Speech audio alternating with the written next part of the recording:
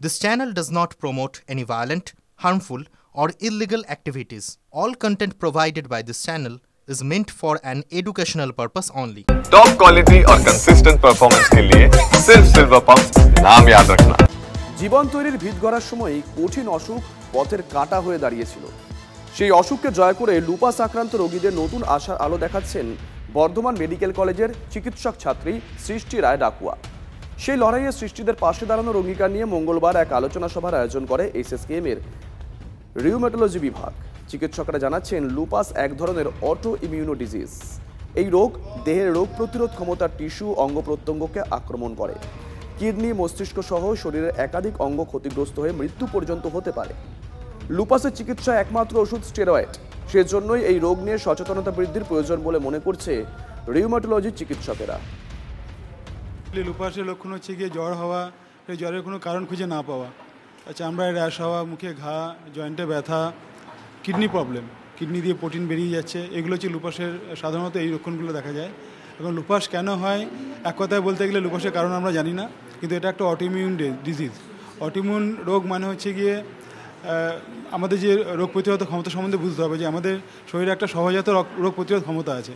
আমরা কোনো ইনফেকশন হলে ব্যাকটেরিয়া, ভাইরাস যাই হোক না কেন আমরা ওটাকে প্রতিহত করতে পারি। এখন এই সিস্টেম যখন নিজের শরীরের এগেনস্টে কাজ করে, আমাদের নিজের শরীরের কোষকে, আমাদের জয়েন্টকে, আমাদের চামড়াকে যখন মনে করেন আমাদের নিজের নয়, তখন হচ্ছে এই রোগটা তৈরি হয়। আমার নিজের পার্সোনালি স্টার্ট হয়েছিল মাস্কুলোস্কেলিটাল পেন বা সারা গায়ে হাতে পায়ে ব্যথা, সারাক্ষণ এত ব্যথা উঠতেই পারছি না।